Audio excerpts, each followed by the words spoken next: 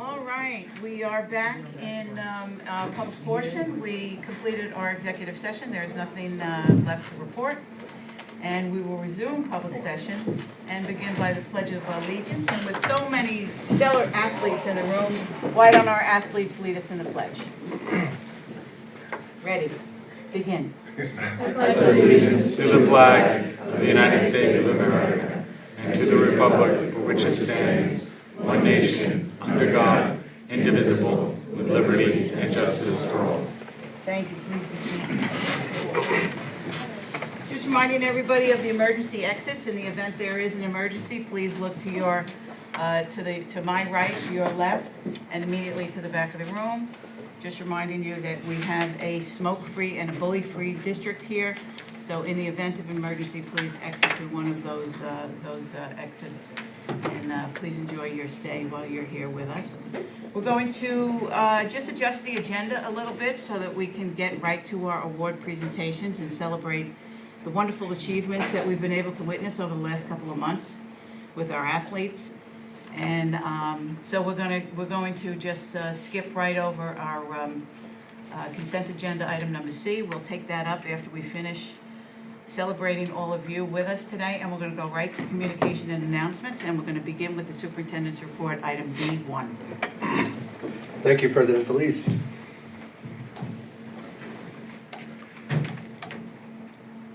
Nervous. I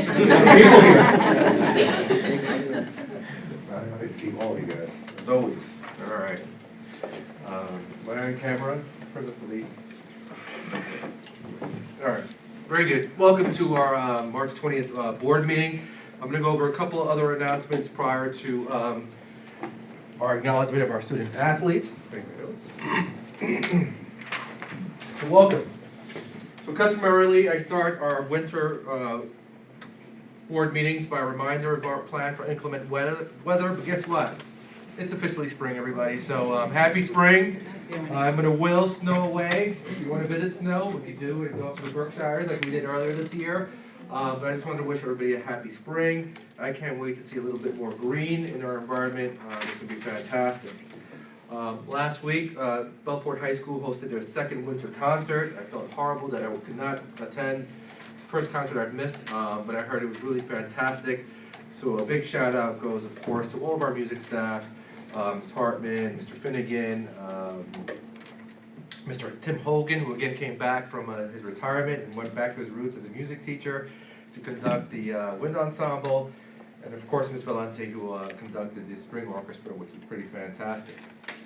In celebration of Women's History Month, just this morning I had the distinct pleasure of attending an assembly program at Bellport Middle School. It's basically, you want to talk about women's power. But we had, addressing our 8th grade girls, Deputy Police Commissioner Belinda Alvarez-Groneman, Deputy Inspector Colleen Cooney, Deputy Chief Milagros Soto, Sergeant April Hargrove, and Latino Liaison Officer Yasmin Delat addressed our 8th grade girls at Bellport Middle School. They talked about perseverance, they talked about strength, they talked about vision, they talked about family, and they talked about compassion. It really was a wonderful and empowering program, even for me. Sitting there, I found inspiration in their world, in their words. So really happy to have been a part of that, and I want to really thank Dr. Blasek, who could not be here tonight, for organizing this and bringing these extraordinary women to our middle school. On a more local level, on Monday night, Trustee Hayes and myself got to attend our Scope Awards dinner, where we recognized 2 of our administrators who happen to be women and role models for our students. So I did want to give a big shout out to Ms. Mandy Mazziotti. She is a principal over at Critz, and Principal Dr. Rebecca Raymond, who could not attend the ceremony due to the loss of her mother. And I spoke to her today and asked if I could please give a little homage to her mom. And the reason I want to bring her up, because her mom always watched the board meetings virtually, and she always supported the school district and Dr. Raymond, so I'd be remiss if I didn't mention her and her memory. So Dr. Raymond, if you're watching, we know we love you, and my heart goes out to you and your family, thinking about you. We're all thinking about you during this difficult time. Thank you for that. But both women at these schools worked with Beth Doyle to help elevate our school status and get us off those targeted lists from the state. So big shout out to them, and congratulations to them both for receiving their Scope Awards Monday night. Nothing that's remarkable is it is spring and our spring sports season has started. We have intramurals at Frank P. Long. Bellport Middle School started its sports season with baseball, softball, lacrosse has an asterisk because it's both boys and girls lacrosse, same for track, and boys tennis is the spring sports at the middle school. For our high school, we have everything from spring track to baseball, all the way through boys varsity tennis. What I'm really excited about, and not just being able to watch these great competitions, is the fact that this coming Saturday, we're gonna be doing heart screenings for all of our varsity athletes. Up to 300 students are gonna be screened through the Parent Heart Watch. This is at no cost to the district and no cost to our students. And they use the latest technology to sort of do heart screenings. And they have a 4-minute video I'd like to share, after which I'll call Mr. Hayes out to talk a little bit about the program. Just bear with me as we watch this little sort of explanation of what's going to be happening there. You know, I like to ask people, would you want to go to your doctor today and say, give me the same physical that you gave my dad 30 years ago? Well, that's basically what we're doing now with our sports physicals.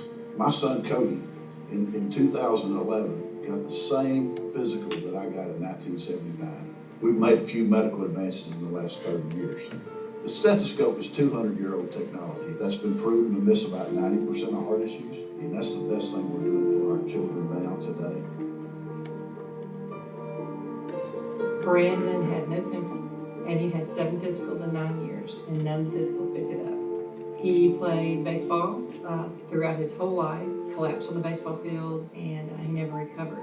They told us if he had had an EKG, we would have known that he had a heart problem, but he never felt bad. He never had any symptoms, and of course, who does an EKG on somebody that doesn't feel bad?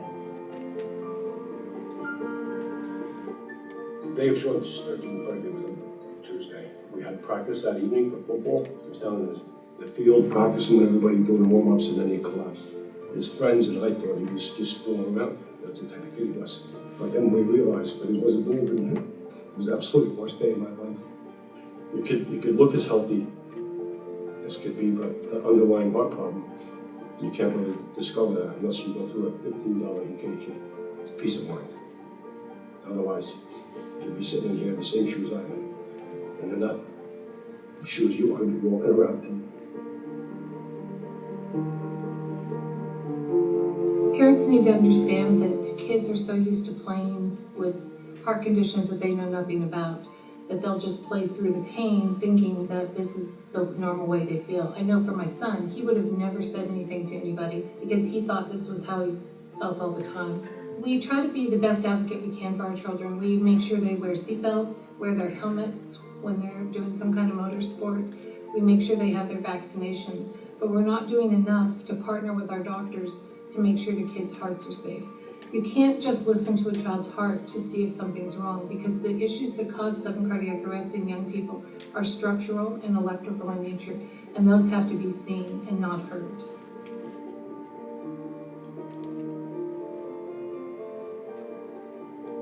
It's really ridiculous for anyone not to think that there's value in doing EKG screening in young athletes and active youth when we have a false positive rate as low as 2%.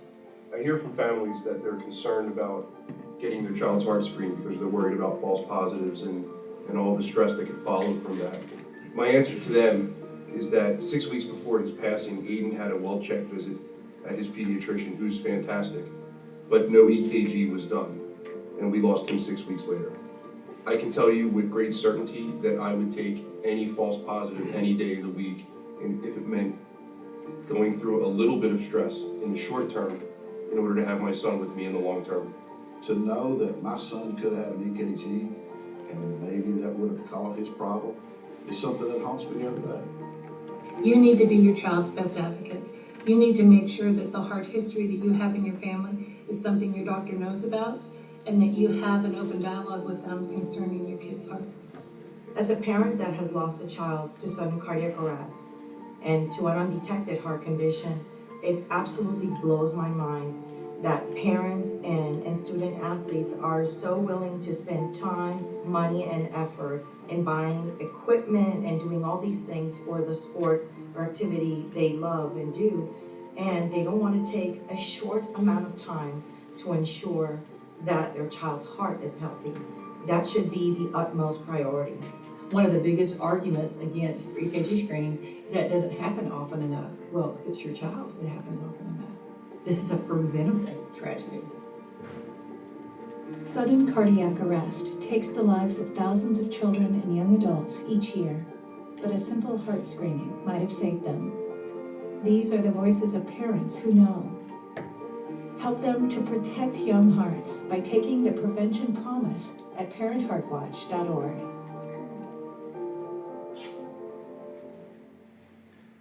Thank you. So we're really excited to be bringing this program to Bellport this coming Saturday.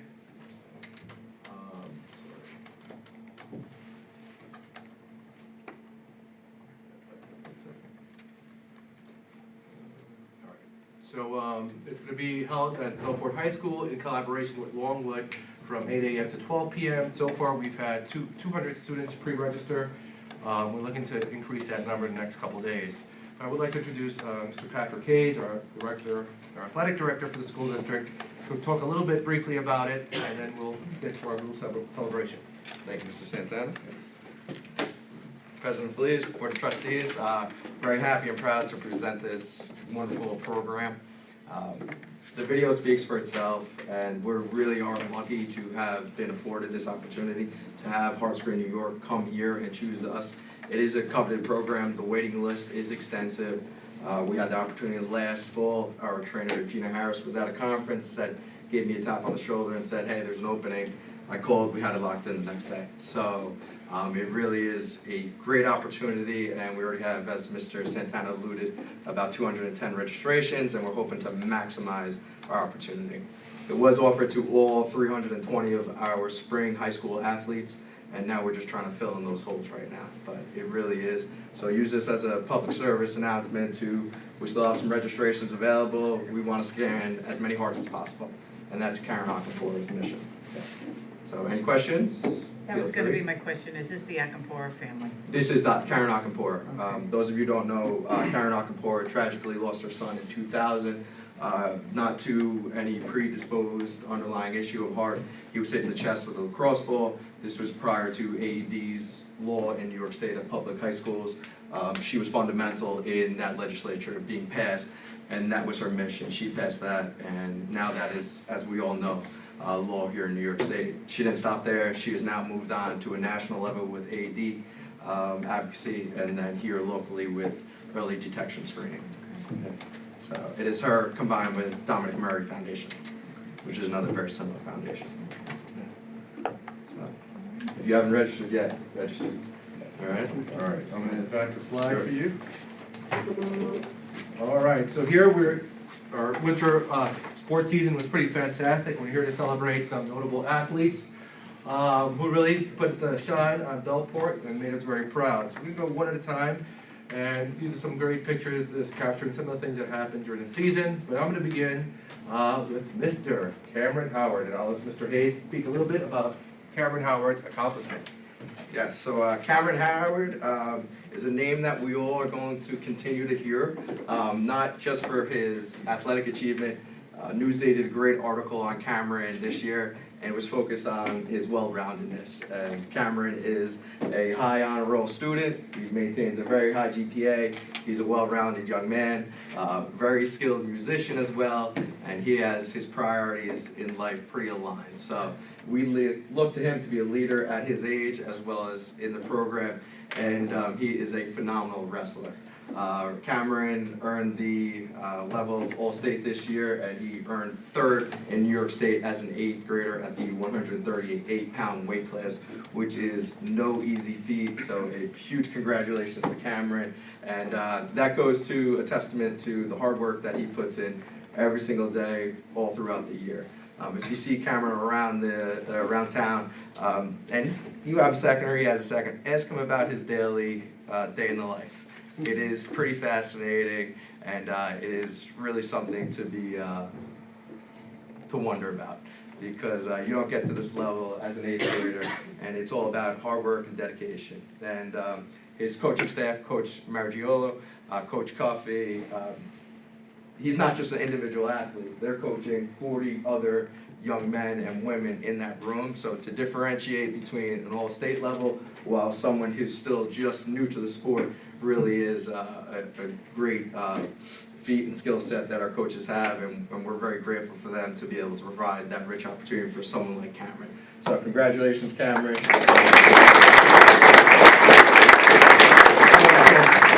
Continue to work hard, and we look forward to many more of these. Congrats. We'll do pictures. We'll call them all up. We'll do pictures after, all right? All right, so next, if you advance, another very special athlete that brings a lot of Clipper pride to Bellport, Miss Ella Mason. Yes, Ella. So Ella was kind of new to the scene last year, and she came out of nowhere in the cross country and track world. And where she went from being new to, wow, she's here, in one short year is really remarkable. Ella this past fall had a great Suffolk County showing at the county race. She only finished second to a nationally acclaimed runner, which she was right there with, and then at the state meet, she finished 9th place in the cross country this fall. From there, she went on to race at the state meet. She had a great showing there as well, but carried that fall success right into our winter for the winter track season, and she was able to achieve 6th place in the 1,000, and then at the Nationals, she took 25th at the New Balance Nationals. And again, this is Ella's pretty much, I want to say, just about the 2nd year of running, and she is on a national level with her recognition. And a special thanks to her coaches again. I know Coach Maggs has 40 in the room, Coach Johnson has about 60 out there, and to be able to manage and differentiate all of that with a high-level athlete, as well as promote just the growth of our normal run-of-the-mill high school athlete, really is a remarkable feat. So thank you, Coach Johnson, and congratulations to Ella.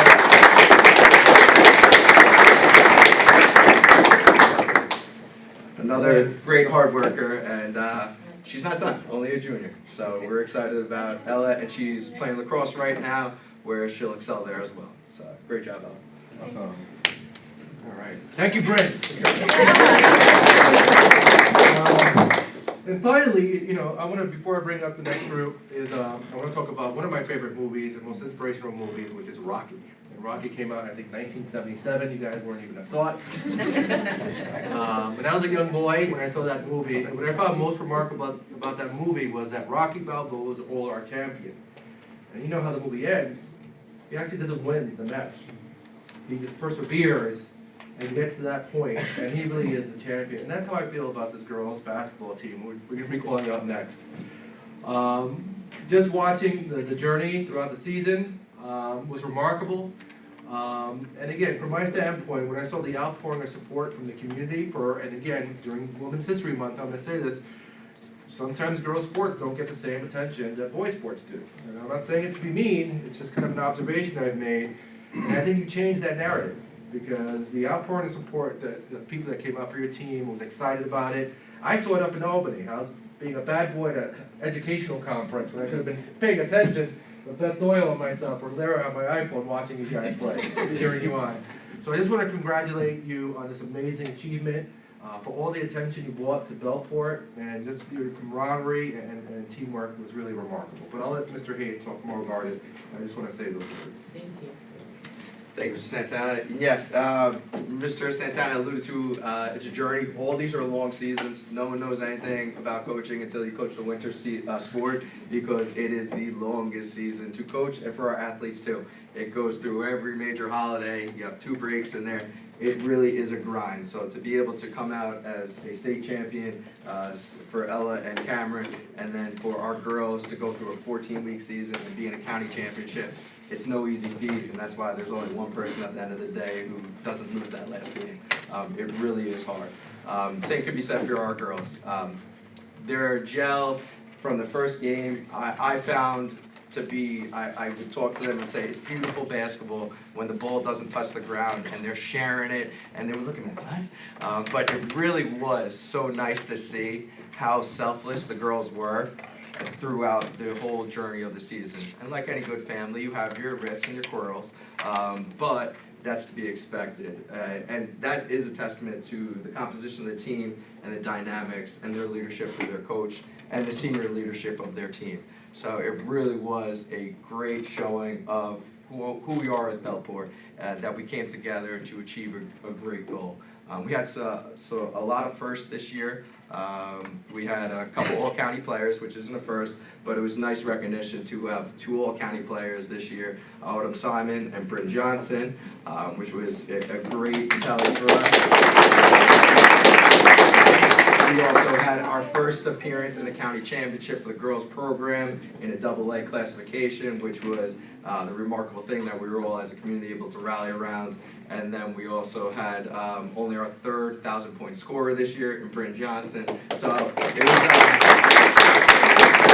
it really was a great season, and even though we didn't win that last game, and Coach was quoted in the paper saying, that's the beauty of sports, yeah, that is the beauty. It's all about the memories, win, lose, or indifferent, and at the end, it's the memories you make along the way.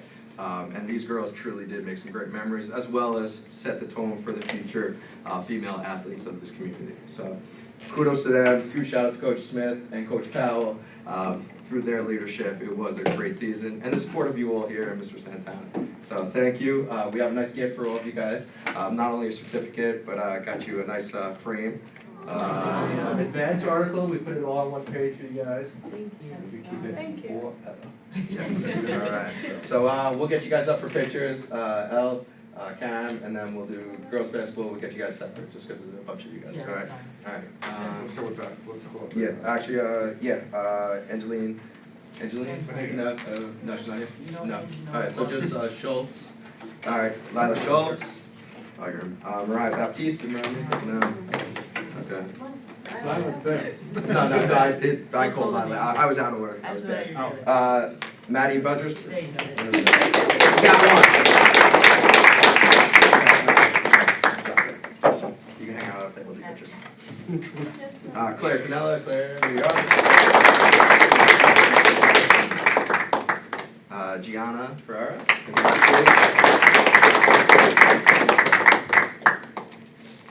All right, Maddie Fox.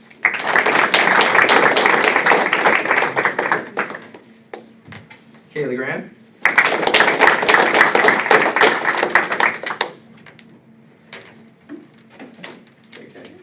You hit that shot.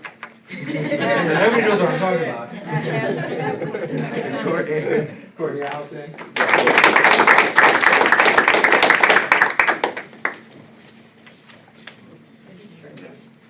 Bryn Johnson.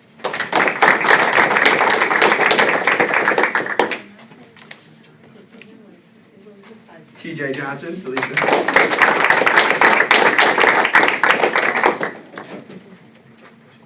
And Rosie Wakuchi.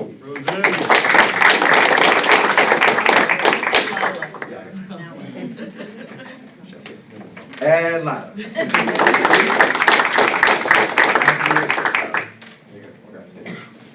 Autumn Simon. And Autumn Simon could not be here, she's working. We also, just because of an appreciation of the coaching, we made some frames for you guys. You guys want to come up for your team? Thank you. Cool, if you're small, get in the front.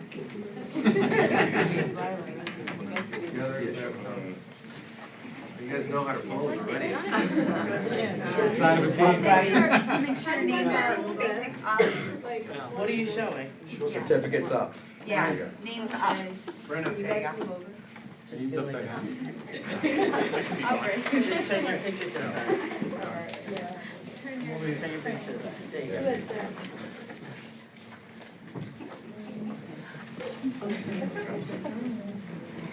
Where can we run? Look here first for the website, then that's where I go, then you can look elsewhere. So there you go. All right, girls varsity basketball, nice job. Thank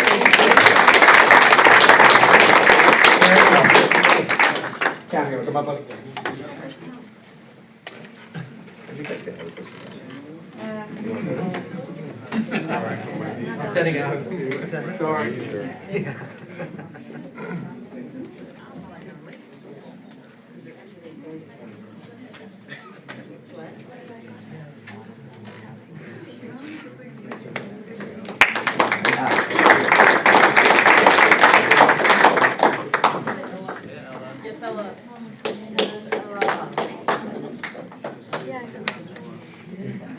Thank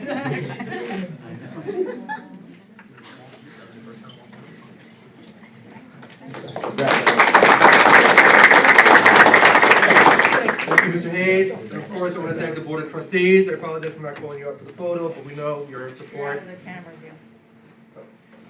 Camera, but no, we couldn't do any of these programs without the support of the Board of Trustees, so I thank you all for your continued support, and thank you all. As soon as I finish my presentation, you could stay for the entire show, which is the board meeting, but I know you guys have some homework and that kind of stuff to do, so feel free to leave as soon as I'm done with my quick presentation, which is almost done. I just want to, again, ask everybody in the public to please follow us on our various social media platforms. All these images were taken from this week. It includes a little post from our middle school trip to DC. Students had a great time. They're back in Bellport. Our BTA, I want to give them a shout out for advocating for the restoration of our foundation aid. They participated in a rally this past Saturday. I also met with the governor's representative to the same end to start talking about a little advocacy for our school districts and public schools. Unified sports, these are our special needs students participate in bowling in addition to basketball this year. And Bellport High School's top 10, we have a couple of those students here. I won't out you, but really amazing posts. So please follow us on our various social media platforms. There are a few, so just to share on all the good tidings. And again, many ways to keep in touch. You can sign up for our community portal by subscribing to Blackboard Connect. Our social media handles are all located on this link and our home website, as well as the Superintendent's Corner, which I provide a monthly message in the Superintendent's Corner, as well as my contact information, my weekly update, and my social media handles. So thank you all for your continued support of the South Country Central School District, and I'm really happy you guys accomplished what you accomplished. Hashtag Flipper Pride. Thank you.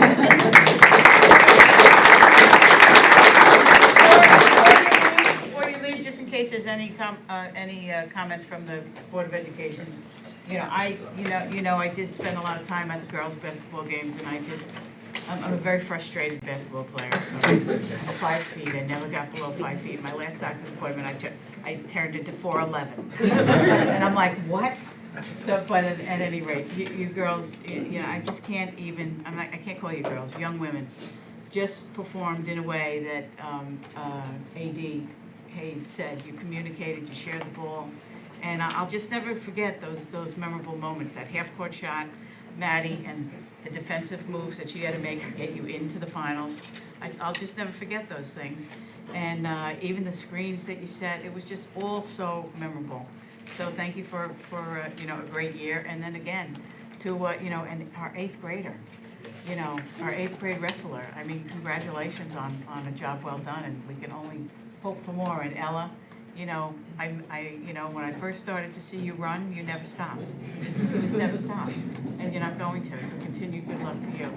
And I can't say enough about our sports programs, and now our spring programs are here, and I'm looking forward to their success too.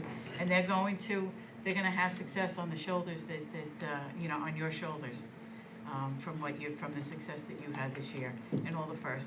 And I'm going to say it again. When we interviewed Mr. Hayes, one of the questions that I had for him, because I grew up, before Title IX, and before women had equal opportunity to sports, and so that was one of my questions to him. What are you going to do to equalize, opportunities for our kids? And the first thing he did was make sure we had a varsity gymnasium for basketball. There was no longer girls' gym and boys' gym for varsity basketball. It was varsity basketball gym. And I thank you for that. And that gym is stellar, and I think it contributed. Right, Coach Smith? Oh, yeah. I think it contributed to a lot of your success. So hats off to you again. Yeah, I just wanted to say, everything that Cheryl said is very true, and congratulations to you guys on all that you do in the athletic fields or courts or gyms or wherever it is that you do run. But equally as important is what you represent to our community in terms of the education. I know Cameron was one who they talked about his grades, but again, pointing out, not just top 10 students, but students who are excelling in the classroom throughout. And I think that's a great representation of our district, to have good, well-rounded people who then triumph on the in the sports arena. So, congratulations.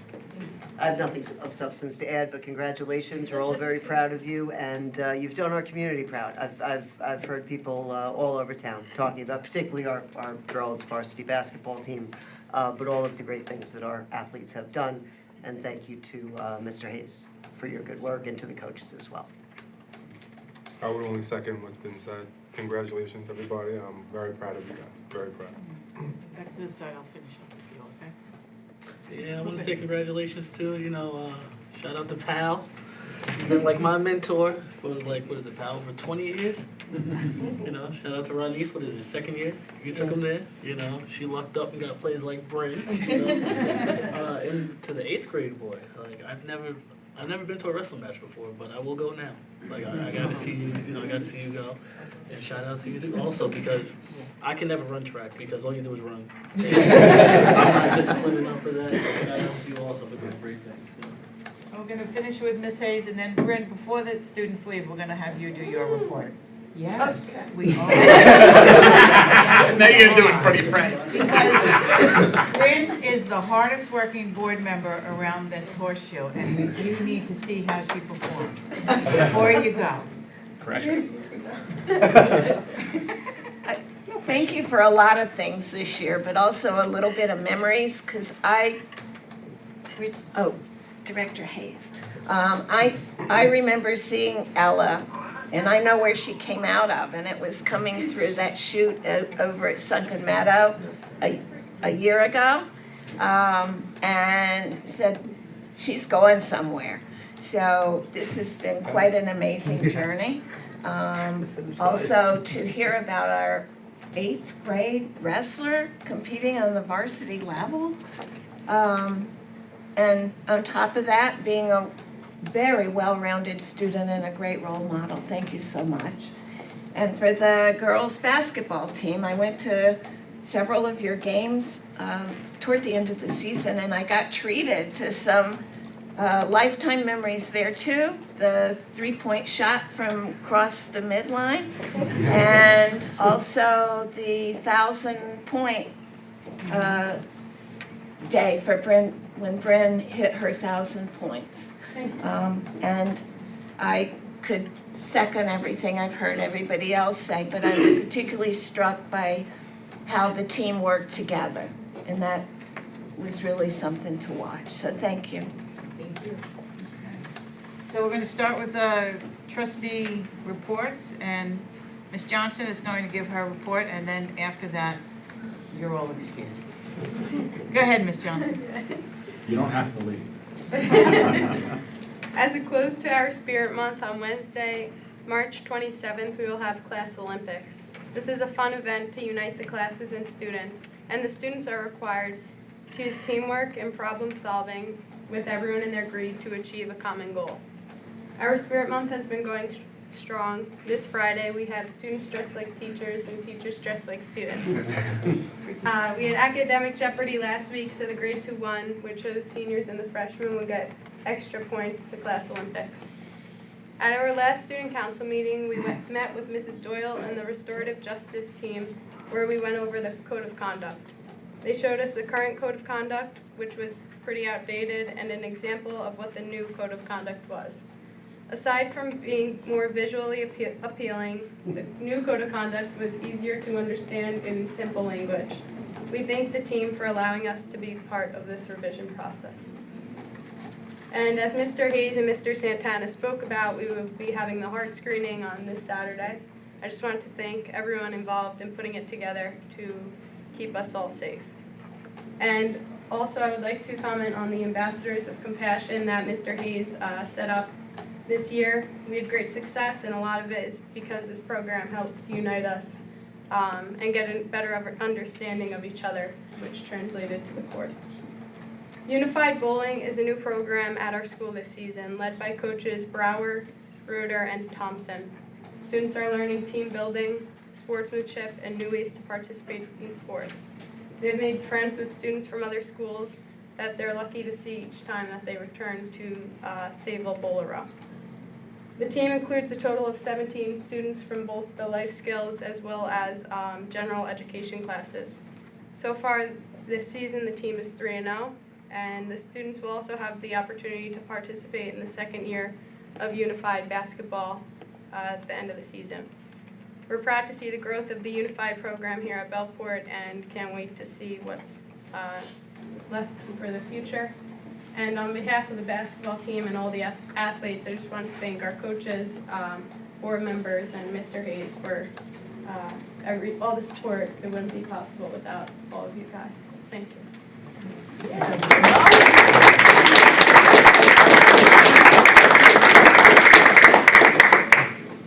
And with that, if you would like to go home and finish your homework, you're more than welcome to leave at this time. Good job. Thank you very much. Thank you. I will see you soon. Is that right? Good job, Brent. And then we're meeting 6:30. Yeah, okay. I'm gonna email about the video that I. Can you send it to me? Yeah, I'll send it to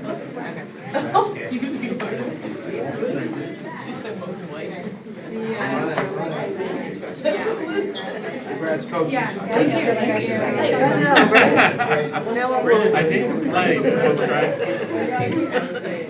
Thank you, everyone. Thank you, James.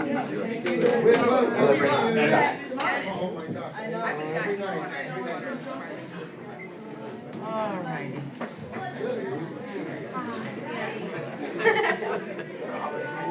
Great job.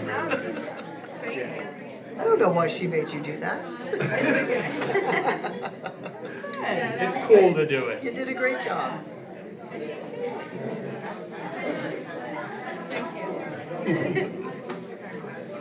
All right. Back to our consent agenda.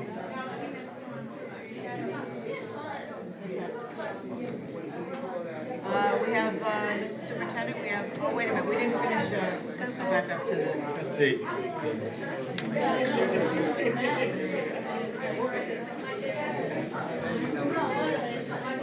Do you want to finish your trustee reports, since that was item number D? Well, We I don't kinda have did. anything to. And we'll yeah. save it to the end. All right. So then we are on item C, board consent agenda. Thank you, President Felice. The administration recommends the approval of board consent items reflected in Schedule C1 through C6. Need a motion for C1 through C6? Okay, motion by trustee Barrett, second by trustee Trent. Any discussion? Seeing no discussion, all those in favor? Seeing all hands raised, the motion passes unanimously. That brings us to item E, public commentary. Do we have any cards? No. No cards. Item F, item for discussion and action, our budget presentation on staffing and analysis. Thank you, President Felice. I'm sorry. That was loud. Keeping you up. Yeah, kind of. You're keeping it up.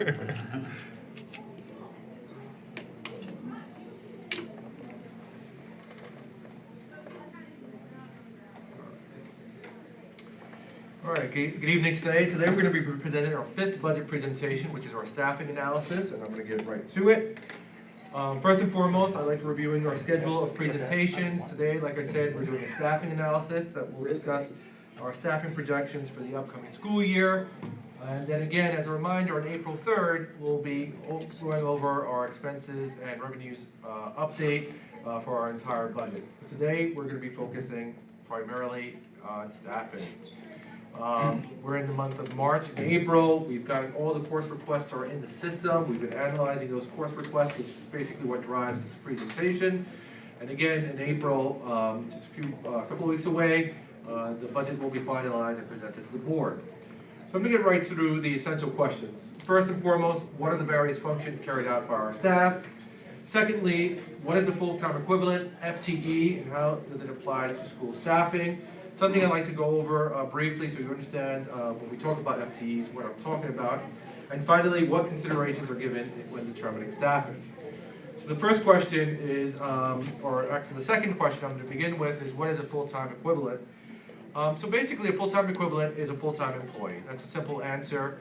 Not all employees are considered FTEs.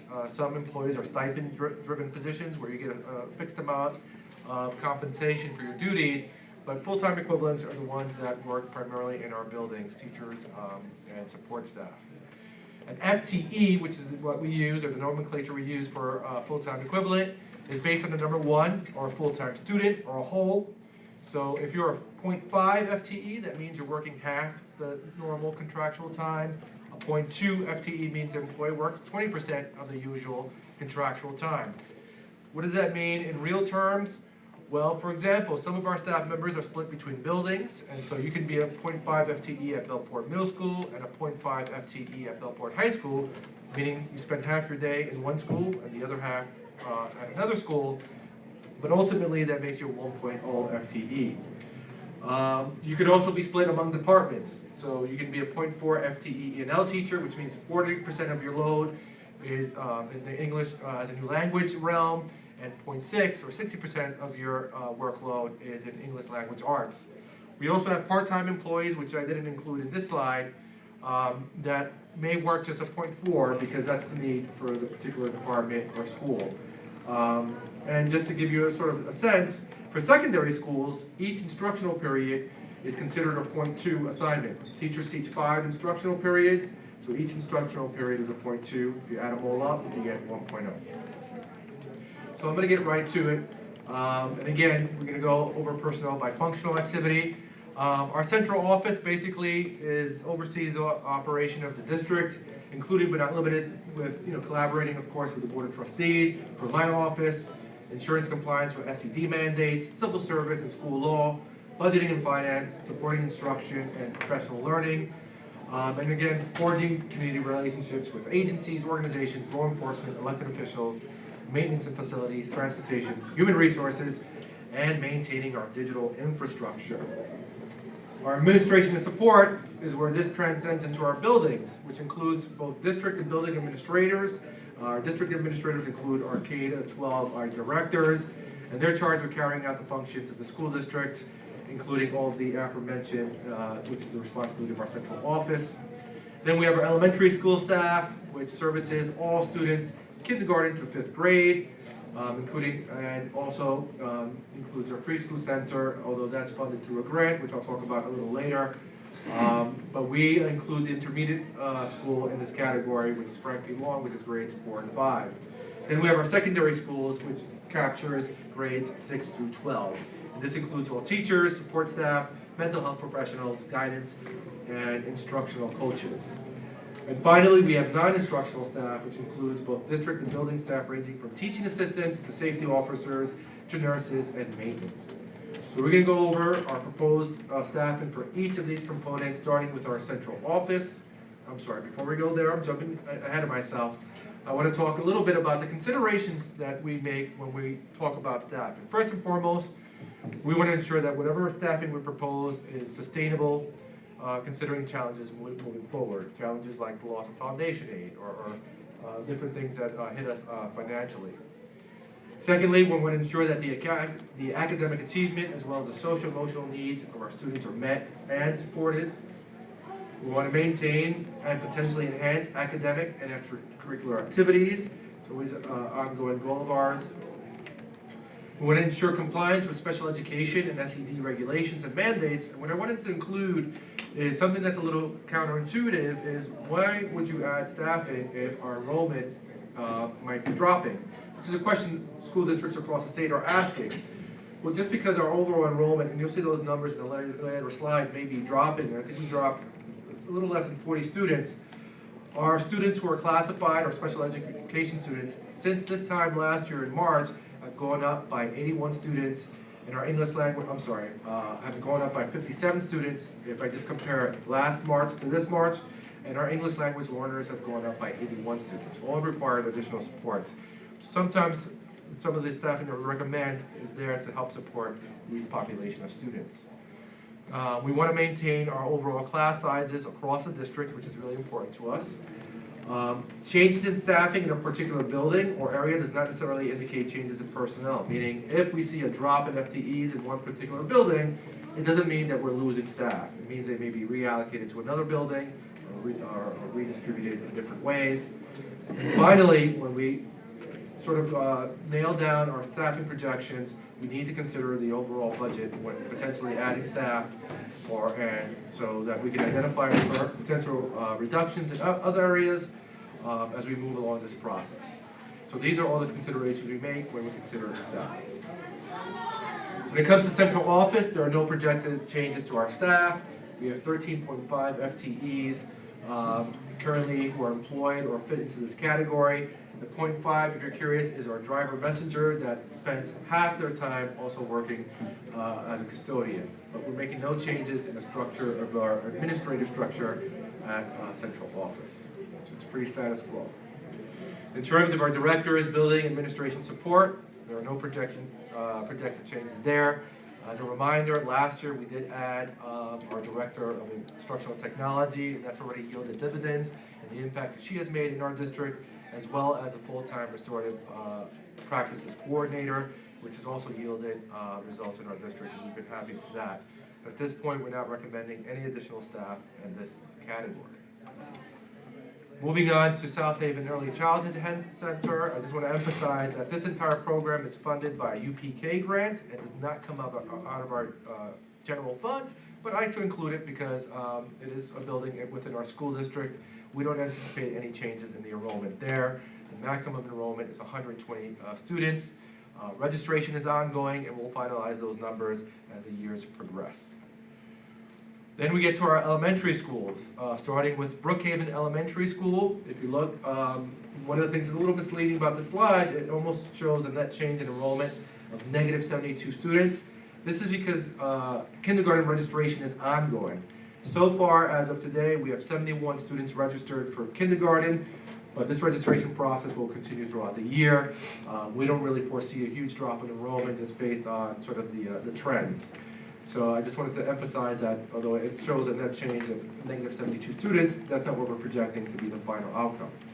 We're not projecting any changes to the staffing at Brookhaven Elementary School. We enjoy relatively healthy class sizes that range from a 21 average class size to 12 so far in kindergarten, but again, that number will increase as we register more students. Yes. So that 71 is actual, not projected, like the. No, that's actual as of today. So that's the actual, not projected. Yeah, correct. Yeah, so I want to emphasize that. I wanted to include that data.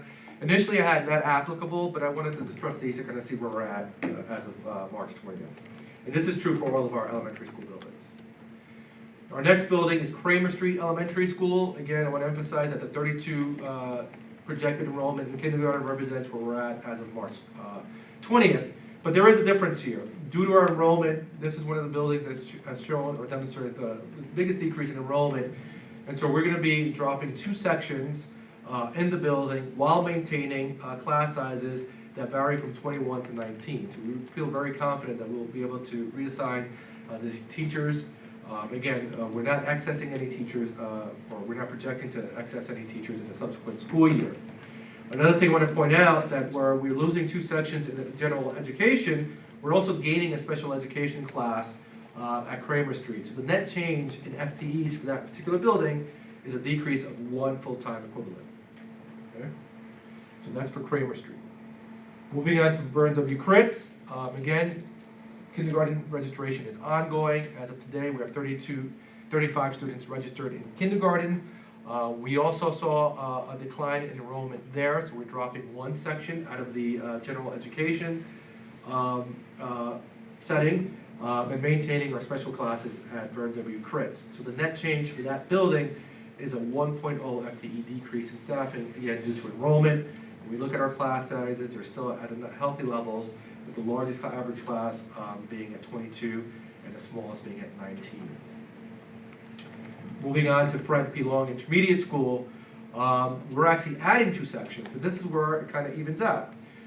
Because of the enrollment, and again, this year in our 5th grade, our classes ran a little larger than we would have liked, with an average class size of 24, which basically you end up getting classes slightly bigger or smaller, but 24 for us was kind of an outlier. So we kind of righted that by adding 2 sections for 5th grade next year, so that we have a nice average class size of 21 for both grades.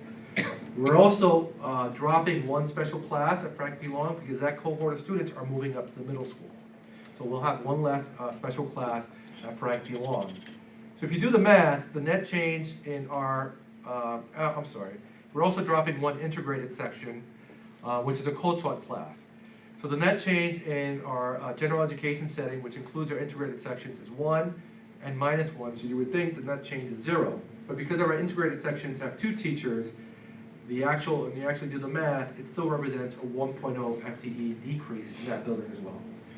So far, to summarize our elementary schools, we're looking at a 3.0 FTE decrease projected due to overall enrollment across the elementary school buildings.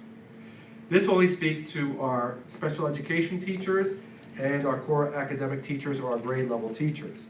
Our next slide depicts all of our special areas that include everything from art, music, PE, health, E&L, library, reading, etc.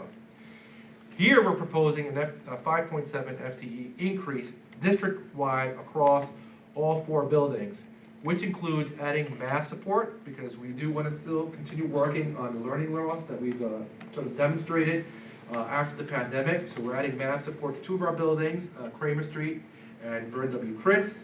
We're also adding reading support to the elementary schools, which represents 2 FTEs, to again help support reading at the younger grades, because we strongly feel that we need to capture students when they're young to yield dividends when they're older. E&L support, which represents 1 additional FTE to support that growing population of students. Again, these are our English language learners. And full compliance for PE in our elementary schools by adding some additional staffing at Kramer Street. Again, physical activity is also super important. And we think all these things basically yield to better results for our students in terms of their math and English proficiency. So in summarizing everything together, if you put all of our staffing projections together for our elementary schools, we're looking at an overall 2.7 FTE increase in staffing, again to offer more reading and math support at the elementary schools, E&L support, and more physical education at Kramer Street Elementary School. So in summary, we're looking to add 2.7 FTEs at the elementary school level, which encompasses Frank P. Long as well, which is technically an intermediate school. Moving on to our secondary schools, I want to go over the enrollment and the enrollment trends. It looks like we have a drop of a little over 100 students across all grade levels, 6th through 12. Again, that's based on current data, based on March numbers. This does not necessarily signify a decrease in staffing, because secondary schools work a little different. Our scheduling in secondary schools are based on individual student requests. The more courses students request, the more staff we need. So even where you may see a drop in enrollment at a secondary school level, we still may have a need for more teachers, especially in the areas of English, E&L, and special education, which I'll go over in more detail. Looking at Bellport Middle School staffing, we're looking at a 0.3 FTE increase, which sounds kind of funny because it sounds like it's a third of a person. But when we look at all at the subject levels, we're adding an additional section of dual language in 6th grade at Bellport Middle School, which necessitates the addition of staffing. We're very proud of our dual language program because it serves 2 purposes. Number 1, it helps us fulfill our mandate to support our English language learners. And at the same time, it allows people, or students, young learners who don't speak Spanish, the opportunity to learn Spanish, with the goal ultimately of their graduating with a seal of biliteracy. And we've seen this program move up to grades. Currently, we offer it K through 7, but we do have an additional section in 6th grade projected for next year, which we're really excited about. There's also a projected increase, 0.3 FTEs in some of our electives in art to offer more of those experiences for our special need kids to make their experience at our schools more well-rounded. Some of the drops are just due to enrollment, looking at class sizes, and little sort of cuts we can make without really affecting overall staffing. Then we move on to our specials and support, which includes special education, E&L. Here we're seeing a little bit larger of an increase, which is a 0.7 increase, or a 0.4 increase for this category, leading up to a 0.7 increase overall for Bellport Middle School. I want to emphasize that the loss of 2 reading teachers at Bellport Middle School is because we're redistributing those reading teachers to the elementary schools. What we're doing is a couple things. Number 1, We're gonna be adding special education reading skills classes at the middle school because disproportionately, the students that aren't performing as well as we would like are special education students. So we're gonna have more targeted support for those students at the middle school, and that's why you see a 1.6 increase in special education, as well as the addition of that special class that's moving up from Frank P. Long. So that cohort of students were in Frank P. Long, they'll be in 6th grade in the upcoming school year. But again, the biggest drop there, and you see a 2.0, is because we're redistributing our current reading teachers to the elementary schools while adding reading support through special education at the middle school level. Overall, for Bellport Middle School, we're looking at a 0.7 FTE projected increase. Could you just Yep. review that again? Because in just looking at the chart, it looks like we're taking away resources for reading overall, but we're not. Right. So just explain how that is. So- If it's just being focused on, if the reading support is going into special ed, or is it going into the general population? So we have a total of 8 reading teachers currently at Bellport Middle School. 8 folks teaching reading classes, not necessarily reading specialists. Now, I'm sorry, can you speak up a little bit more? There are 8 teachers teaching reading, not necessarily on the reading tenure area. Okay. So we are shifting the support to early intervention with 2 people that are in a reading class right now. And we're opening up student schedules that currently have reading to an every other day reading class, which provides them an opportunity to take other classes that they may be interested in. So that also frees up space in the schedule and staff. And then for special ed students that had reading support, if you have an IEP and you were getting resource room, you're not also going to have reading, and that's happening right now. You'll have a skills class. If you're in a self-contained class, reading will be taught within the self-contained class. So there's a lot of moving parts, but it's being more strategic and thoughtful about who's getting reading, what's happening in reading, and allowing students opportunities to take other classes that they enjoy. Because if they're struggling in reading and they have to take reading every day and they can't take, say, for example, a music class that they want to take, it's shown that, kids they're not happy. Yeah, but And you're not those giving reading them more classes reading support, though. You're taking it away to open up their schedule to give them opportunity to take another class. We're not taking it away. You're reducing it from a full schedule to every other day. It depends on the student. Okay, the students that aren't So there's reading special. support 1, there's reading support 2.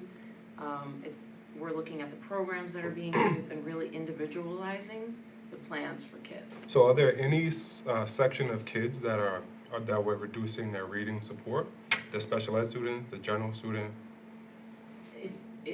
We're looking at every kid as an individual and providing them with the support that they need. Yeah, but what it sounds like to me, from my understanding, is that we're moving reading support from our students in secondary classes that are not special ed and moving those resources of support to elementary.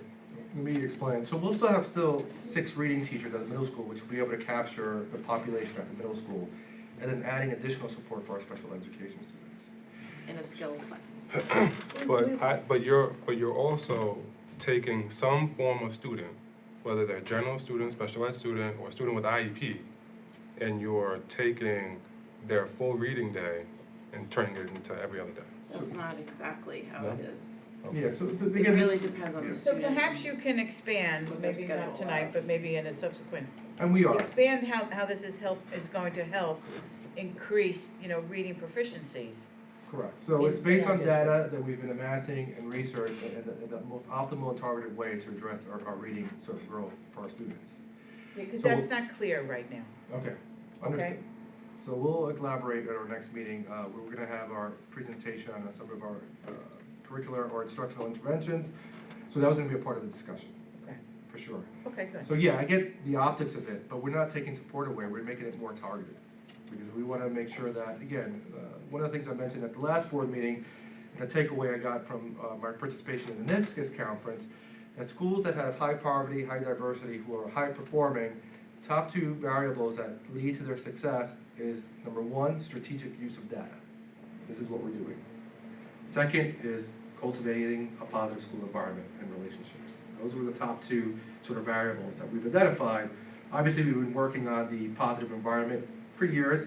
Now we have to be more targeted in how we address our learning loss that we sort of. Well, and because in your earlier slides went about math, math appeared that you were giving more support, and In the that. elementary schools, correct. That was elementary, okay. But this one isn't. Does that help answer your question too, Cameron? What was that? That to have them demonstrate more in a subsequent Oh, yeah, absolutely, presentation? absolutely. Okay. Yeah, by all means, the student achievement's important to us, and so we've thought about this a lot. We've got input from teachers or literacy coaches. And again, we're using data to drive this decision making.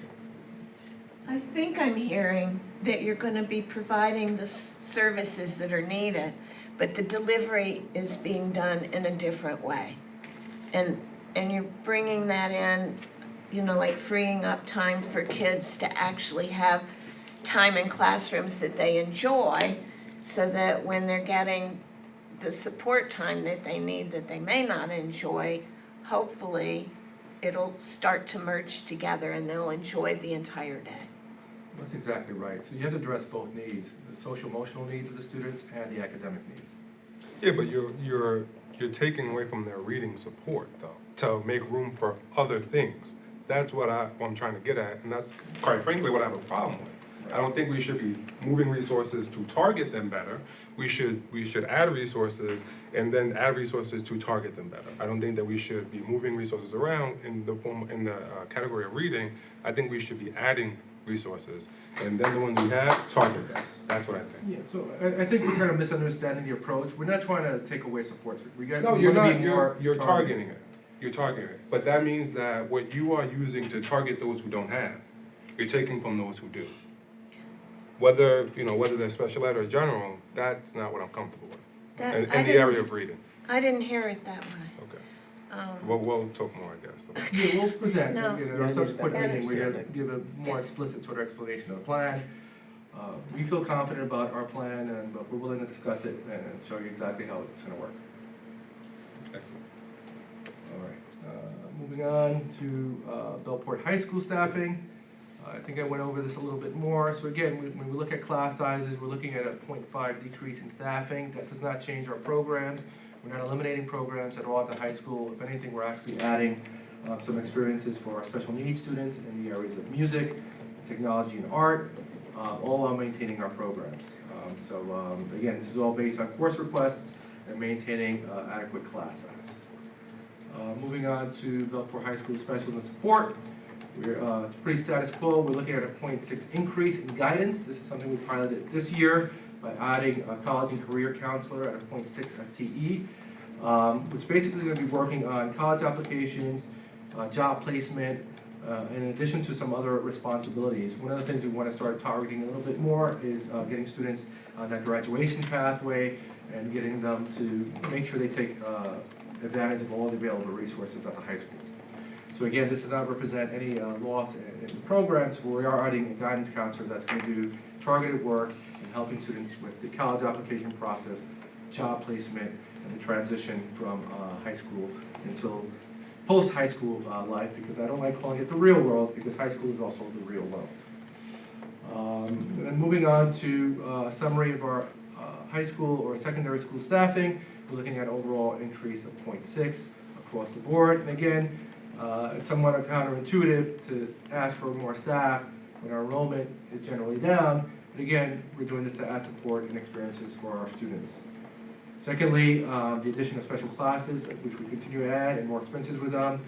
We'll limit the number of students that require outside placements, which is, I think, great for the community all around. And more students are opting for elective AP courses. And again, my standing with AP courses, we need to run them even if they have a small number of students taking them. I always like using Physics BC as an example. Typically, a handful of kids will challenge Physics BC, but if they're going to be applying to engineering schools, we want to make sure they're competitive and that they have these courses on their transcripts. And I see our AP classes on the spectrum of learning, just like I do our special education classes, where special education classes tend to be smaller, because they have a targeted audience.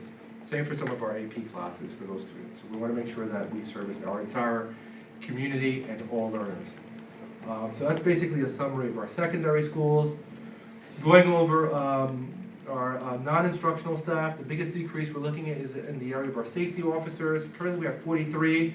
It's more than enough than what we need. We'd be at a great sort of number at 35. We're going to accomplish this not by laying people off, but by attrition, but eventually get to the number of 35 safety officers that will still leave our buildings very well covered. We're not compromising safety at all. And just as a note, the non-instructional staff aren't necessarily considered FTEs when we think about FTEs. Yes, Mr. Trustee Trey. So my question is on the topic of the safety officers. Yes. How many do we have now? 43. 43. Okay. And we want to go to 35? Correct. Okay, well, fully staffed at 43. We'll be fully staffed at 35. Say it again? We'll be fully staffed at 35. And we looked at building coverage and the needs. We can manage with 35 security guards. Which is still a high number for a district our size.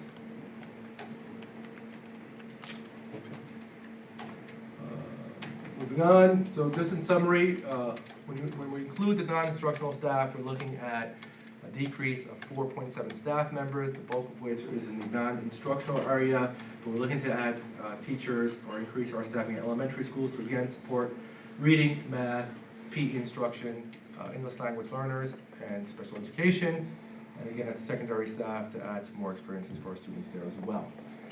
Again, these projections may change as the year progresses and as we look at our budget lines and finalize numbers. But as it stands, that is what we're proposing in terms of our staffing for the 25-24 school year. And again, our next board presentation is scheduled for April 3rd. We'll go over our expenses and revenues update and provide an update on our staffing as well. So at this point, I'll take any additional questions.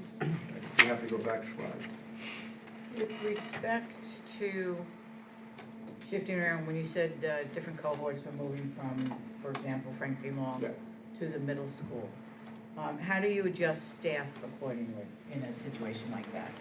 Typically involves either transfers of staff and assignments to the new building. So once that cohort of students moves together, there's no need for the class, because that is a special class that only services those students. So would the teacher move along with the class? It all depends. Okay. And we're engaged in those conversations now. So we have to put staff where they're best fit. And will that be discussed in next week's presentation with the balance of the staffing analysis? So staffing, Or that's ongoing, so yeah. That's not really budget, That's not budget. So it doesn't, so in other words, it's budget neutral, we move from one building to another. Right. So you have to look at it holistically, district-wide. We're looking at, I think, 3.7 additional teachers. 3.7 additional? 4.7? 4.7. 4.7.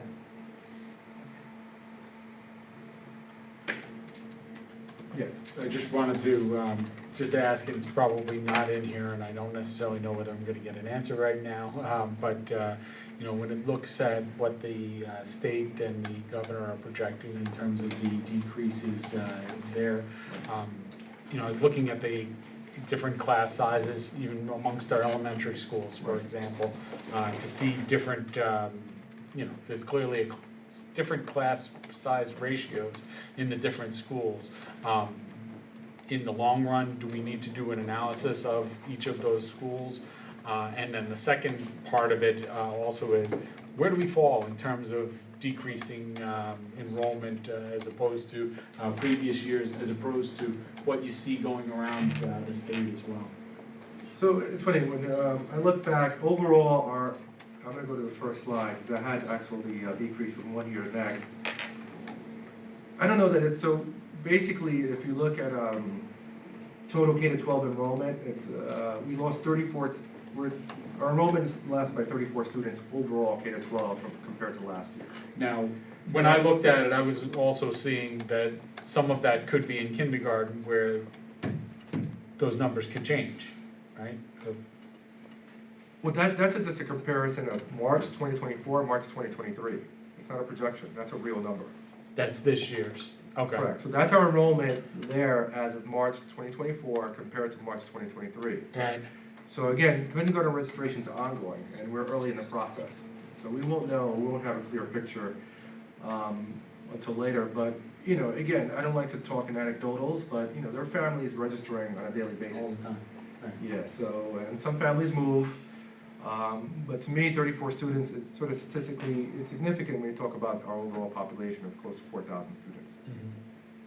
And where, I mean, I know it's just a preliminary proposal in terms of the governor's Correct. budget. Where do we fall as opposed to other school districts? I mean, are we going to be basically penalized, you think, in terms of, if we have the same or similar type enrollment, and yet we're seeing a decrease in aid, and other districts are seeing a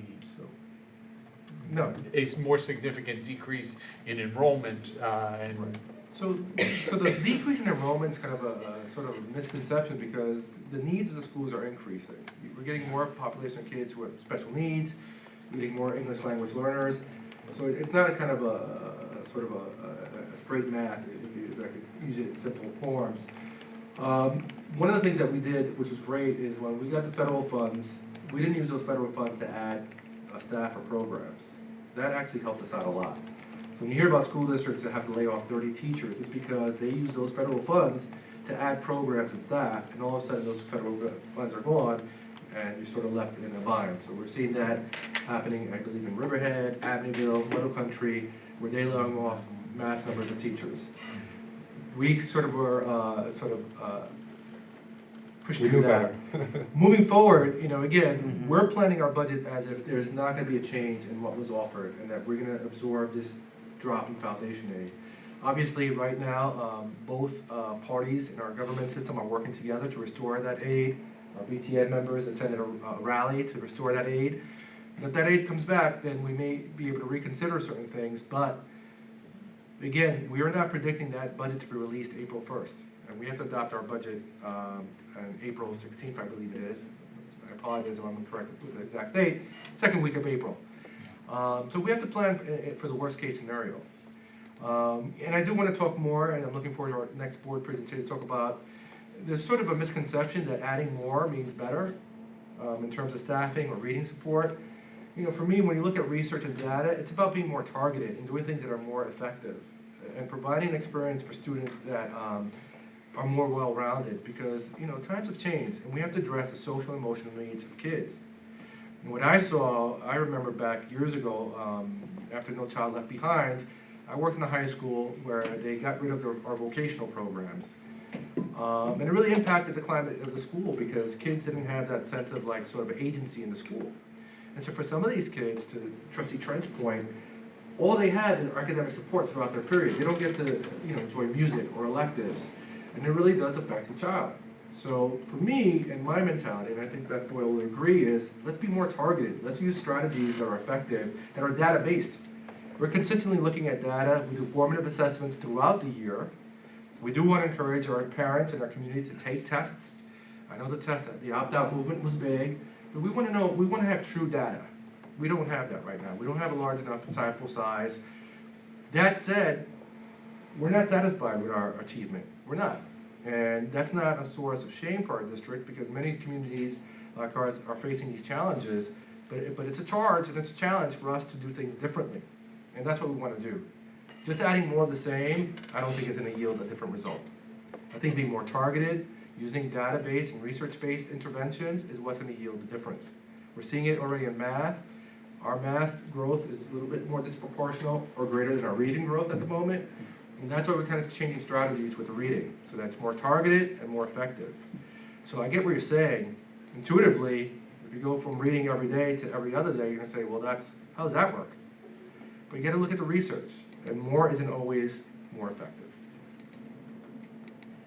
It seems to me too that even if you may not have a formal reading class one day, you're still getting reading support in other ways, other classes, so that, when we went to the meeting up at BOCES for vocational tech, one thing I learned there is that students in some of the programs there, like in the veterinary tech program, they can satisfy their science requirement for regents by taking that. So it's like providing the skill and the knowledge, but in a different delivery, and that can work for kids. So And another I'm shift happy is- to hear, a little creativity about how it's all getting delivered. And the other shift that we have to think about is all teachers should be teachers of literacy across content areas.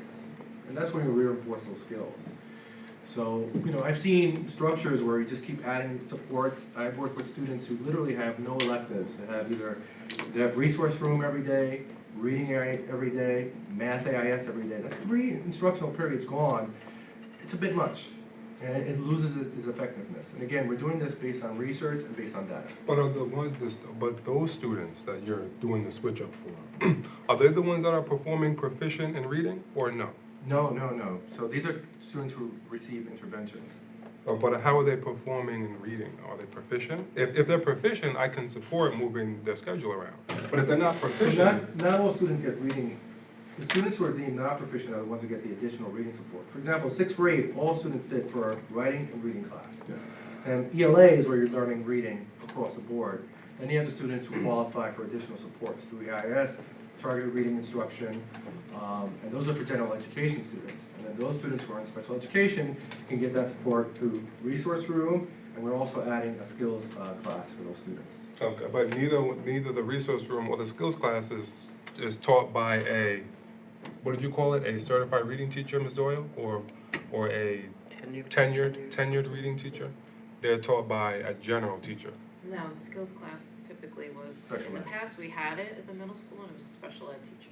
Okay, and what was the other class? It was skills and resource room. What is resource? Resource room is a special education class, so you have to be special ed certified. Reading, we have reading certified people. We have, in large part, ELA teachers teaching reading, which are certified to do, but we want it to be more targeted.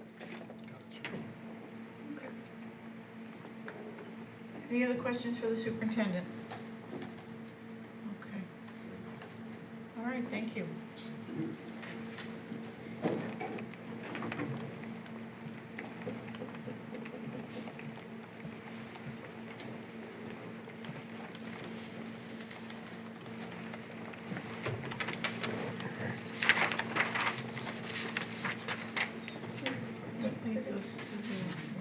That leads us to the remainder of the items in item F. Did you see? And C, did we go We to- did see it already. We did Yes, C. we did. Yeah, so we're at F. And you have to give us your recommendation for F. I don't have to pull anything out of this. Perfect. The administration recommends approval of items for discussion. I'm sorry. Yeah, F 2 through 7. 2 through 7. No, 2 through 8. I'm sorry, you're correct. I apologize. So recommends the approval of items located in F 2 through 8. Okay. Excuse me, I'm sorry. Oh, actually, those are just first readings on the Yes, other ones, right? yes, that's right. So they're not approvals. Okay, so it's actually, There are items for discussion. so we only have to approve the revision. We had to make a revision on item 8, the meeting Yeah. schedule? So I'll talk a little bit about that, if you'd like. Yes. So, June 12th, board meeting is scheduled the day after my daughter graduates high school in North Carolina. I toyed with the idea, and I'm open to discussion of flying back either that night or the morning of. But considering weather and stuff, I didn't want to risk my not being able to attend. So my recommendation is that we move that board meeting to the week prior, which is June 5th. I don't think that's a problem. Okay. And then we have, let's see, transportation proposal, oh, so we do have to vote on 5. All right, so 2, 3, and 4 are just policies, that First is the readings. first reading. We do have to vote on 5, 6, 7, and 8. So before we take a motion on all of those, just take a quick look at those, and then we'll call for the motion, and if you have questions on those, we can discuss those.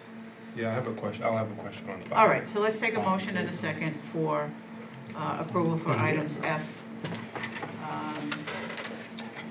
Let's see, F5 through 8. I'm sorry, number 7, the legal notice, You have to choose we an have to option. pick an option, so we have to vote on the propositions first. You can take them all at once, but in terms of number 7, you have to choose one of the 4 options that are listed under public content. All right, does the district clerk have a preference on which option would work best for the election? So in terms of the options, number one is just the budget and trustee vote without the propositions. Number two includes the transportation and capital reserve expenditure proposition. Number three is just the transportation proposition, and number four is just the capital reserve. So that those refer to items F5 and F6. So the board has to determine whether to include F5 and F6. So we have to vote on them separately. Okay, we do. If you choose F5 and F6, both of them, then it's option 2. Okay. Okay. So, So I just want to be clear, these are propositions that are going on the ballot On the at the ballot. time of the budget and Right. trustee elections. At Okay, the so pleasure these of are the not. board, I'll explain what the propositions are. please. Yeah, So, please. The transit, so anytime we make changes to our transportation routes, it requires a voter approval. What we're recommending is that we change the range for buses for high school students. Currently, if you're a high school student, you have to live 1.5 miles away from the high school to be eligible for a bus. Through the work through the business office and Mr. Gee and a consultant over the last year and a half, we were able to redesign the routes to expand that range to 1 mile or decrease the range to 1 mile. I never know how to say it. So in other words, if you're a high school student who lives a mile or more away from the school, you'll be eligible for a bus instead of 1.5 miles. So there's more kids getting The bus. the option of Correct, taking which the will bus. help our attendance. This is at no additional cost. The district, we have documentation to show that we worked through a consultant. It's not funny math, but we're able to figure it out through, again, a little over a year's worth of work looking at routes with a consultant and our bus company. So we'll be able to expand, which has been done in other districts. Again, students who live a mile or more will be eligible for a bus versus 1.5 miles. And how do you determine that mile? Is it a radius or is it in walking distance?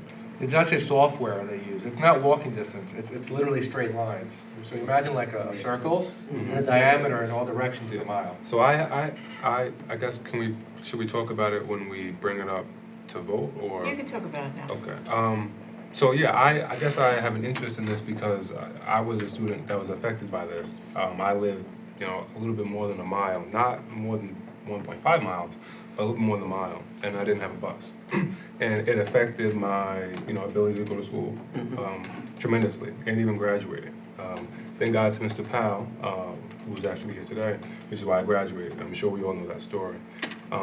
But my issue was when you measure in radius, oftentimes the walking distance is more than what the radius is because of the streets and how it's designed. So, is there a way where you can have develop an image or like a visual of what is covered in that radius? Do you guys consider that or look at that? And we'll talk it because, like I said, the bus company in the school district uses a software that does just that. Yeah. So it must produce something that would show us, right? A picture of the radius on a Yes. aerial. Is that something that It'd be worth the looking board at. can look at? Because I'm concerned because at my job we have access to a platform very similar to look at an aerial map and do measurements. And also do the radius, which is which I did before I came here. And from my house, or my old house, to the high school is less than 1.5 miles. But it's in the radius, so that's why I kind of wanted you to look at that.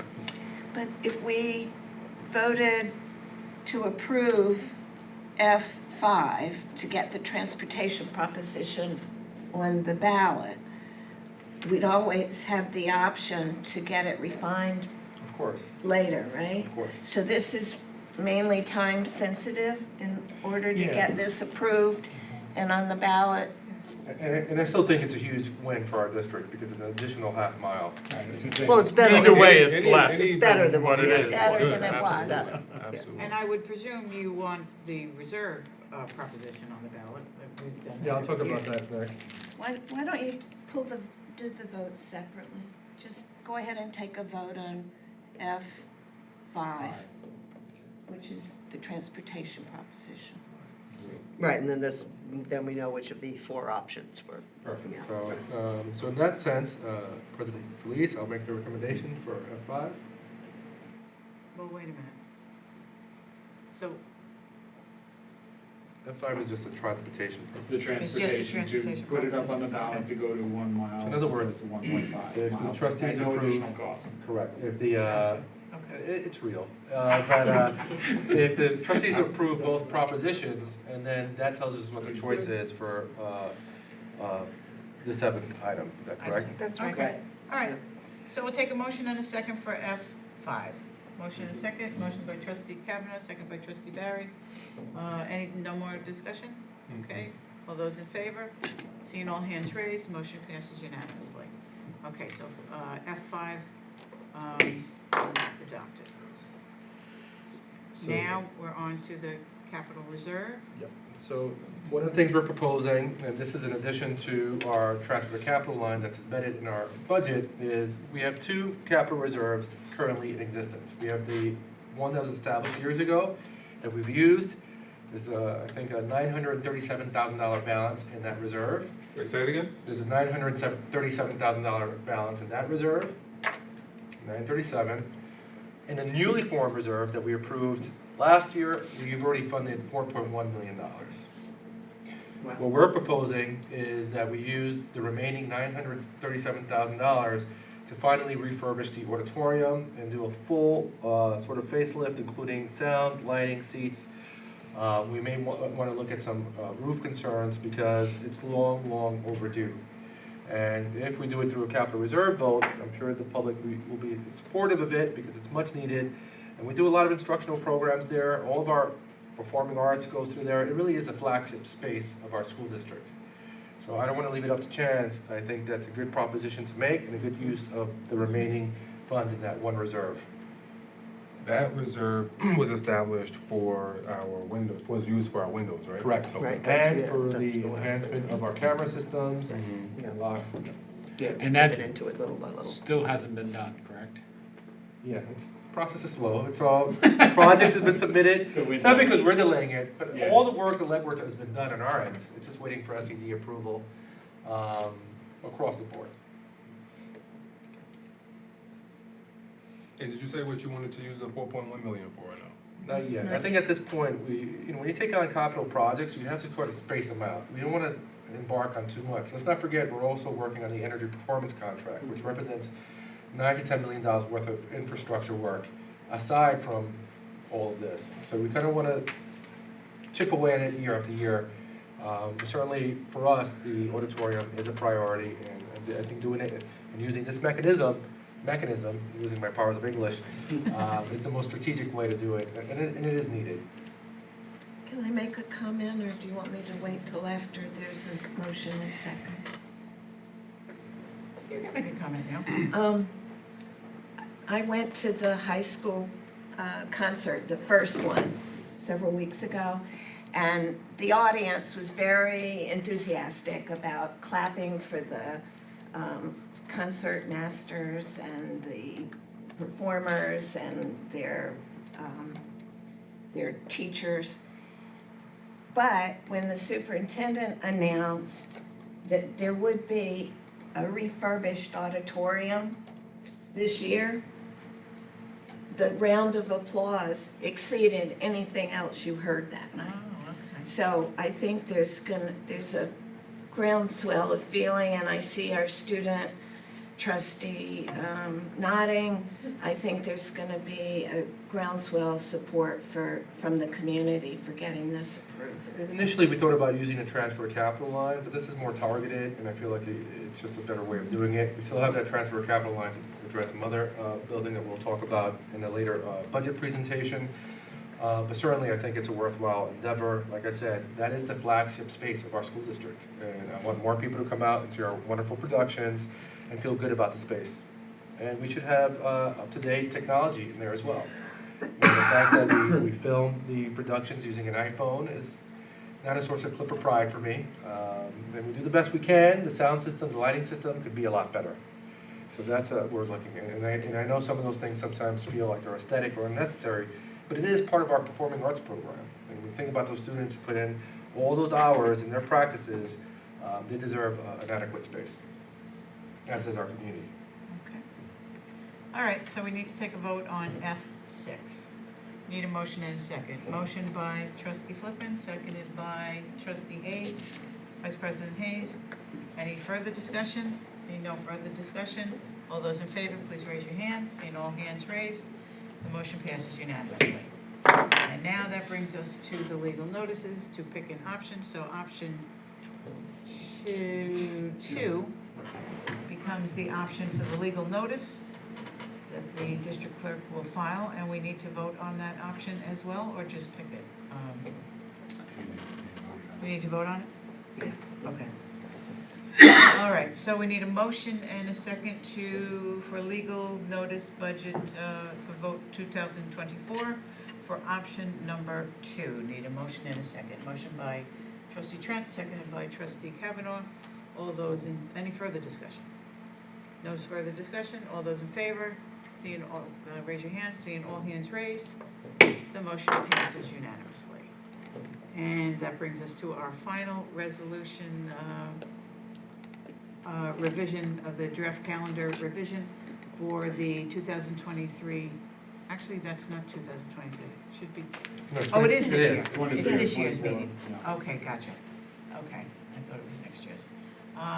2023, 2024 meeting schedule. Need a motion and a second to approve. Motion by trustee Barry, seconded by trustee Kavanaugh. Any discussion? Seeing no discussions, all those in favor, please raise your hands. Thank you. Seeing all hands raised, the motion passes I unanimously. want to thank the Board of Trustees for the courtesy, and I'll be sure to share this with my daughter, who's panicking a little bit. The potential of her father not attending her graduation. No, We we can't can't have have that happen. No, we can't have that. We cannot have that happen. So the 12th meeting You is don't now have to tell her changed to until the it's 5th. closer to, if it makes it more exciting for her. Yes. Okay. 12th is now changed to the 5th. Get that in the calendar right away. Okay. Calendar already, because All right, it's not staying up in this I'll leave it head. in there and then. Okay, that brings us to G, consent agenda item for curriculum. Are we doing the what? The first readings. What do we have to do, just say that it was the first reading? Yeah, I think that's it for each one, or They have been read. what's that? They have been read. Okay. So that's F2, 3, 4, 2, 3, and 4. So they won't be up to a vote until our next board meeting, so Okay. any questions, obviously, that you have on any of these policies, reach out to myself, Beth Doyle, who's on the equity committee, and I know trustee Hayes participated in a lot of this through our strategic planning and our equity committee as well. All right. Thank you both. Board consent agenda for curriculum. Very good. So administration recommends approval of curriculum items reflected in schedules G1 through G2. Need a motion and a second. Motion by trustee Flippin, second by trustee Trent. Any discussion? Seeing no discussion, all those in favor, please raise your hands. Seeing all hands raised, motion passes unanimously. Now we're up to item H, board consent agenda for personnel.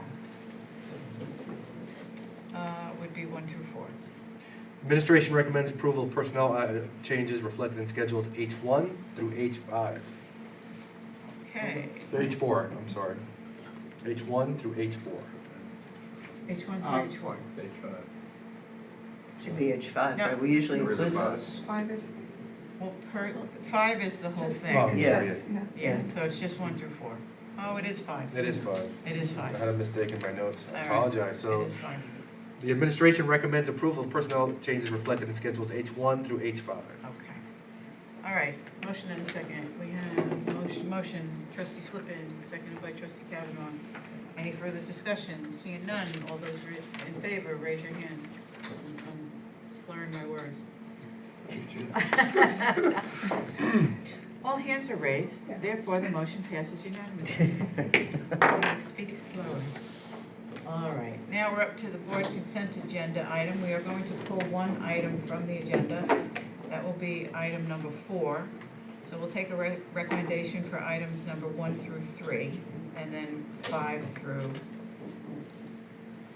just 5. no, just 5. 1, 2, 3, and 5. 1, 2, 3, and 5. So the administration recommends approval of business items reflected in schedules 1, 2, 3, and 5. Okay. Motion, trustee Flippin, second, trustee Kavanaugh. Any further discussion? Seeing none, all those in favor, please raise your hands. Seeing all hands raised, the motion passes unanimously. Second, we need a recommendation for I4. The administration recommends the approval of business items reflected in schedules I4. Okay. We have a recommendation for approval for I4. We need a motion. Motion for I4, motion by trustee Kavanaugh, seconded by trustee Hayes. Any further discussion? I do. Yes. I do think that this is counter to the direction of the district that I believe in terms of what are our priorities as an organization. And I'm very disappointed by this coming up. Thank you very much. Why don't the superintendent just speak a little bit? Sure. Would you like to speak I was first? gonna comment Okay. that, I also, do not like being put in a position by New York State Department of Education, unless it's something that is really necessary for health and safety of our students. And this is one where we're pretty much stuck with the Department of Education having made a determination that we need to have this lock project taken care of. But sitting as a fiduciary, I'm not willing to put the district at risk of having its certificate of occupancy pulled by State Department of Education. And for that reason, I'll be voting in support of the resolution, although it's my hope and expectation that the administration can continue to find a path forward in order to get the State Department to approach this in a more realistic manner. I think for the public's sake, just to give a little context to what we're talking about, our school district was cited for having these electromagnetic door locking mechanisms in 4 of our 7 buildings. The electromagnetic locking mechanisms are located in all 7 of our buildings, but they were only cited for 4 buildings. Their contention, based on the fire safety code at SED, this is not a building code, and it's not a fire code in general, it only applies to schools through the state education department, which is trustee Barry's objection, which I agree with, is that these doors block egress if they fail. And if you don't know what that means, our doors need to be able to be pushed open in the event of a fire, even when they're in a locked position. So the contention by the fire code is that these doors block egress. We've been fighting this for a year because we demonstrated with the fire inspector that these doors don't block egress in any scenario. So whether they lose power, whether we, in every scenario we demonstrated with the fire department, with the fire inspector, that the doors do not in fact block egress, and therefore we should not have to replace them at such an expense. We put a demonstration together, we submitted it to the state, and last year they basically said that would be sufficient for them not to mandate this change. There was a change in the position at the state level, at the fire and safety desk, and the new person dug in their heels and said they're going to enforce it in 4 of the 7 buildings, which again doesn't make sense. Because if it really was a safety concern, wouldn't you enforce it in all 7 buildings? So they, basically their contention was that no, since we're aware of the 4 buildings, we're going to enforce it in those 4 buildings. So as a superintendent, I said, well, I'm telling you that the doors are located in all 7 buildings. So you know.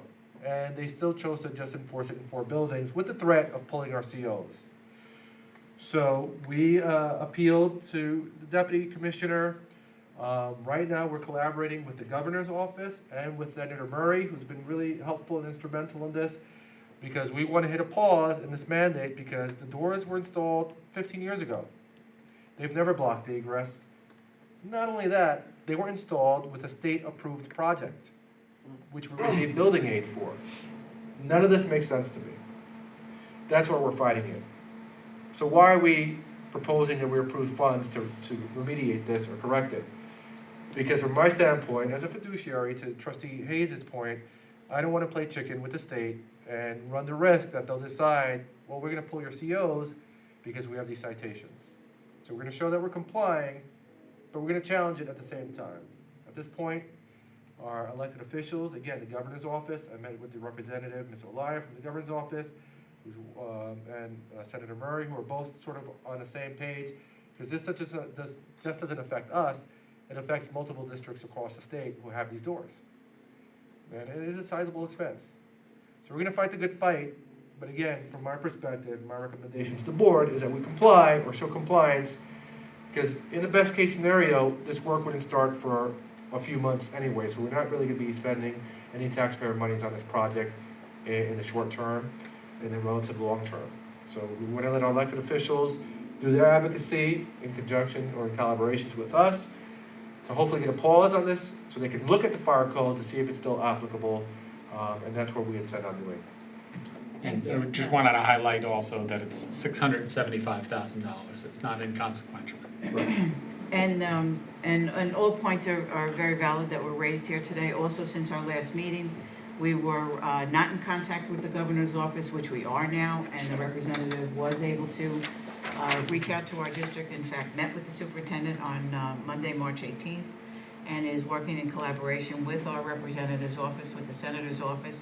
So where we had no contact 2 weeks ago, we have good collaboration now. So we are, as the superintendent said, we're going forward with the directions we've been given to keep our certificate of occupancies in compliance so that we are not threatened with not having them in place for, they're only in place until August of 2024.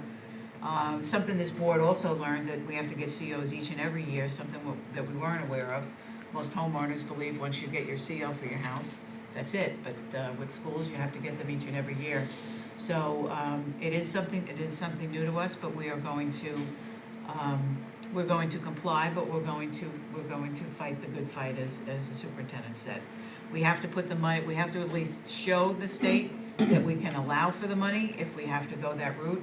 This money is also reimbursable at 76% reimbursable rate, and it does seem ridiculous that we are the test case for something that was mandated by state mandate, money given to us by state mandate to install, and now we're being told that they have to be uninstalled under a second mandate. And the doors were installed after this code was in place.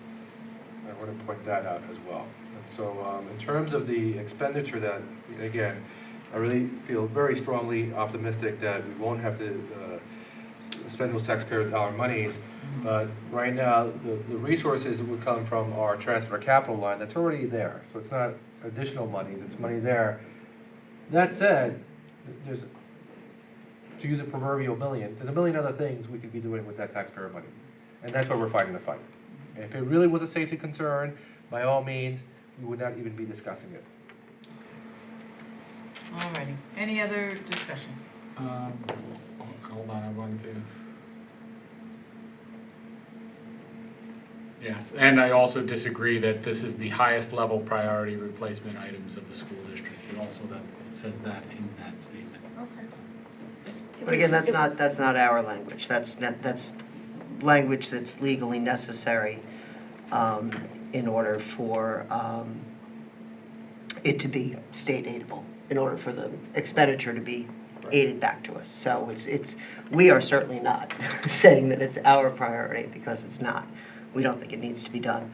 But we are acting, I think, responsibly to protect the district going forward, to take these initial steps to make this money available for this project, in hopes that we won't ultimately have to spend it on it.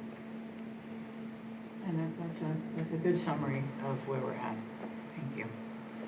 All right, if there's no further discussion, we will call the vote.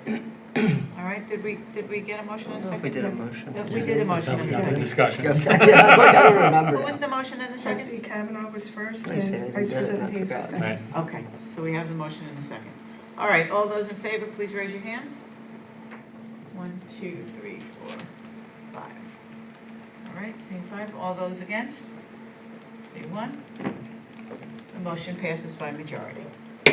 Thank you very much, and thank you for the enthusiastic discussion. Public commentary, any cards? No. No cards? Okay, closing remarks by board members. Closing remarks. Mr. Barry?